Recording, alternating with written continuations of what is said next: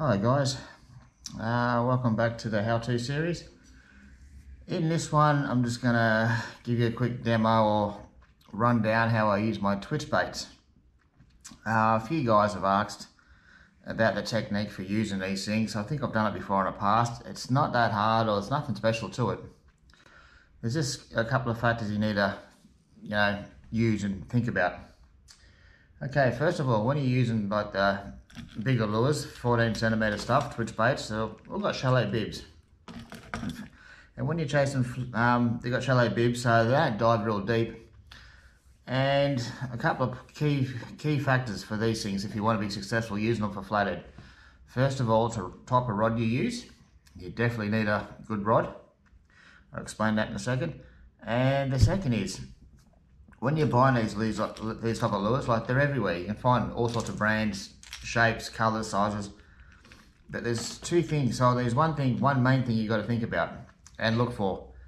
They're either got to be suspending or a slow float. Which, when I talk about slow float, I mean once you twitch them down, they'll float very slowly back to the surface. If you twitch them down and they pop back up really quickly, no good. Not going to work. It's not going to happen.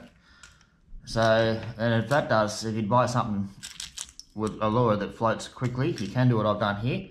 I've got a bit of lead wire. You just wrap around the shank of the hook, okay? And that will make your lures sink very slowly or float very slowly. Drop them in a bucket of water and see what they do. It's a cheat, but it does work well. I've done it on this one, and I've only put on one hook, not the back. I'm not sure why, I can't remember why I've done that. It must be just to get it down and just slow float like so. But mainly, if you can find suspending lures, that's all the better. Because when you're twitching these big lures over the flats for flathead, you actually want them to stay in a strike zone. Because when you're working these things, you're ripping a rod really hard, and you're working these things really hard. And then you give them a good long pause, like a few seconds. And when you pause it, you don't want the lure to bob back to the surface straight away. It's out of the strike zone, it's not going to work. You want the lure to sit or slowly float where you stop it, and then go, pause, then go, pause. And you want it to stay down near the bottom. Okay, so that's the first thing about these things, twitch baits. Look for suspending. If you can't find suspending, just use the old trick, a little bit of lead wire around the hooks, drop them in a bucket and see how fast they float or sink, or have a play like that. It does work well. The second main thing about this, and I've got a little video from yesterday, I was actually twitching away and I've done a short video. It's not the greatest video in the world, but you'll get an idea how I work my lures when you watch that shortly after this. But the main thing about these lures, you need a good stiff rod. Like my rod of choice for these lures is, you've seen it before 100 times, the NRX 803. This is a really stiff rod. You can see there, she's very pokey in the tip. Okay, so whatever I do with this lure, whatever I do with my rod tip, when I'm twitching that rod tip, it's not really flexing, it's only slightly bending. So whatever that rod tip does, this lure does. So when I'm really ripping it really hard, this rod tip really gets this lure dancing side by side and darting off different ways, and that's what you want. Okay, you don't want a soft rod, so when you rip it really hard, the rod bends around, the lure's going to sit in the water and do a little shimmy, not do much at all. That doesn't work. Okay, so that's the next important factor about these. You want a good stiff rod, but you don't want to go over the top and really stiff. You don't want to use a broomstick, it's no fun. My mate yesterday, the guy I was fishing with, Steve, it's in the video I just put up, he broke in new Zodias. He wasn't going to spend $800 on the new NRX. So he went and bought a nice Zodias rod, so like $250, $280, $300, depending on where you buy them. And he got, I think it's a 6 to 14 or 7 to 14 pound. And it's a very stiff rod, very stiff in the tip. And it works an absolute cracker yesterday with these lures. You're using these lures and you end up hooking and landing a nice 71 centimeter fish. The rod done it easy, worked the lures beautifully, handled a nice big fish easy. So a good old 7-foot Zodias is a perfect rod for this type of fishing. And you didn't need to go spend the $600 to $800 price tag on an NRX. Okay, another thing is too, this is like a nice Loomis rod. This is a great plastic rod. This is a drop shot rod. These are like, used to be $500 back in the day.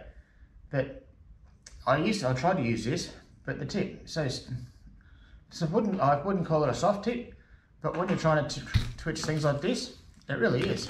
This rod used to bend like so, and these things in the water just like a little shimmy and not do much at all. So, nice plastic rod, not good for this. When you want to start getting the twitch baits, guys, just think about a nice light rod with a very stiff tip to get the action out of the lures.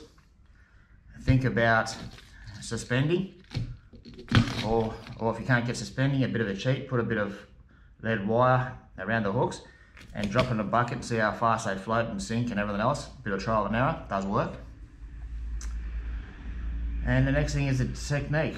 So when I'm doing this, you'll see in the video very shortly, it's very simple. I cast out, wind up the slack, and then I just rip it 1, 2, 3, sometimes 4, just really rip it hard and get that lure really dancing side by side. And then I pause, and I pause for quite a while. Well, it feels like quite a while. Probably doesn't look like in the video, but it feels like quite a while, a few seconds. And when you pause, that's when the flathead generally hit it. So you really rip it, then you wind up the slack and just you pause, or you can pause and wind up the slack. Just get the lure to sit there. Then really rip it again and just pause. 3 or 4 rips, really hard rips. Don't be scared. Really get into it. Okay, and then give it a good pause. The flathead hit it on the pause. That's why it's very important these lures are a slow float or a suspending lure to stay down in the strike zone. Okay, guys. I think I yabbered on enough about that one. So just stick around, you'll see the short video coming up with me just using the NRX and twitching. It's not the greatest video, but you get an idea. And it's not hard. Guys, it's really not hard to use these big lures on the flats of flathead. Give it a crack, it's a lot of fun. And it's basically sightseeing, sight fishing. You see some big girls on the flats and you'll see them come hit these lures and these things dancing. It's good fun, have a crack at it, mate. Anyway, I'll see you tomorrow for the next. Just turn the camera around.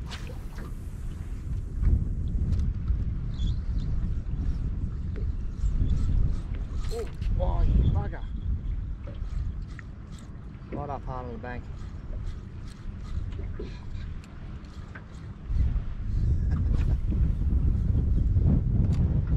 Watch out, there's also a couple of sticks or something there.